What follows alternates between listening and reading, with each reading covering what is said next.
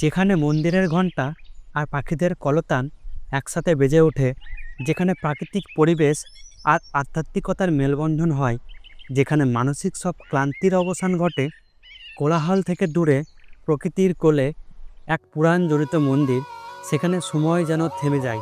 এটা শুধু একটা তীর্থস্থান নয়, এক আত্মিক পুনর্জন্মের স্থান।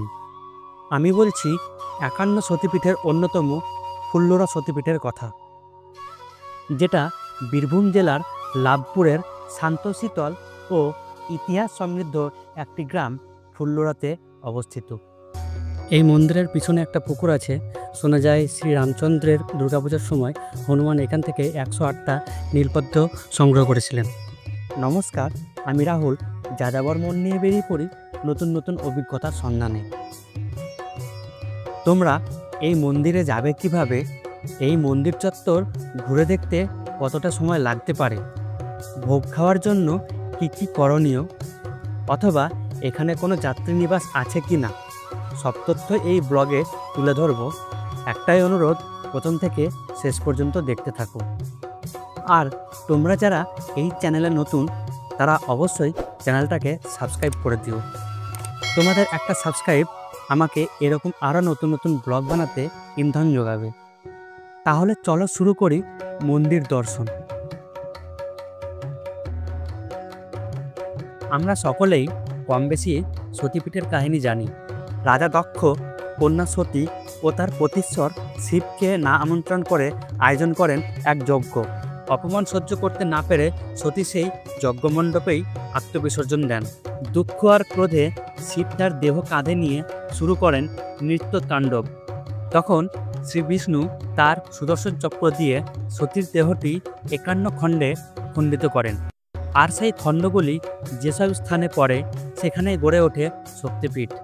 ফুল্লরাতে পতিত হয় সতীর নিচের ঠোঁট। তাই এই ফুল্লরা মায়ের মন্দিরকে অনেকে অট্টহাস মন্দিরও বলে থাকেন। অট্টহাস কথার অর্থ বিশাল হাসি।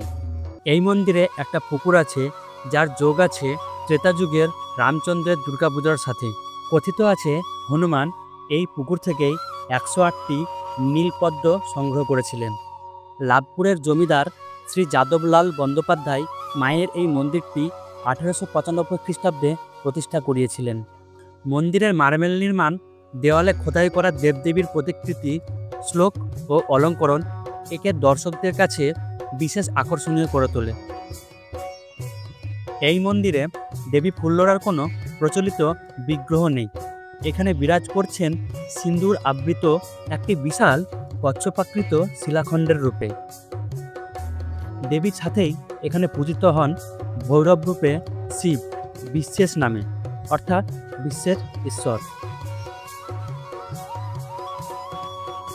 প্রচলিত জনশ্রুতি অনুযায়ী এই হাড়ি কাঠের মাটি নির্মূল করে তোলে বিভিন্ন রোগ, বিশেষ করে বিভিন্ন রকমের চর্মরোগ।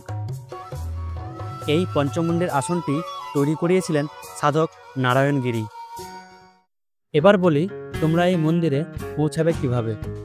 বোলপুর থেকে 30 কিলোমিটার দূরে লাভপুর স্টেশন, আর লাভপুর রেল স্টেশন থেকে মাত্র 3 কিলোমিটার দূরে অবস্থিত এই ফুল্লরা মন্দির।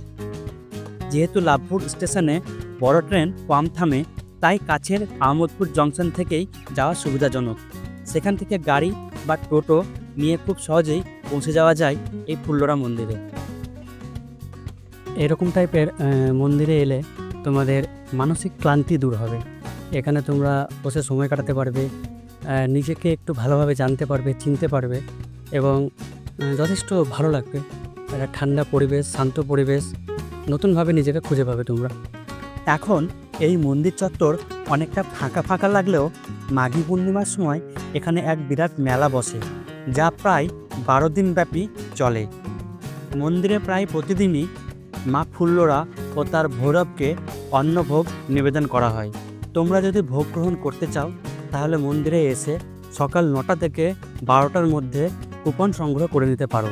কুপন মূল্য 50 টাকা মাত্র।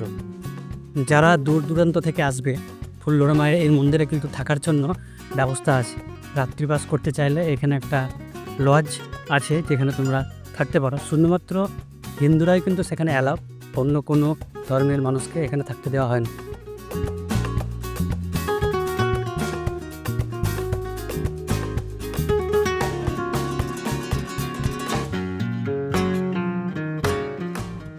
টাকা হচ্ছে নন এসি রুমের, আর এসি রুমের ভাড়া হচ্ছে 1000 টাকা। তবে সিজনে একটু কম বেশি হতে থাকে। এই ছিল আজকের ফুল্লরা মন্দিরের যাত্রা। ভালো লাগলে লাইক, কমেন্ট ও শেয়ার করো। আরও এমন অজানা বাংলার খোঁজে সঙ্গে থাকো, সুস্থ থাকো।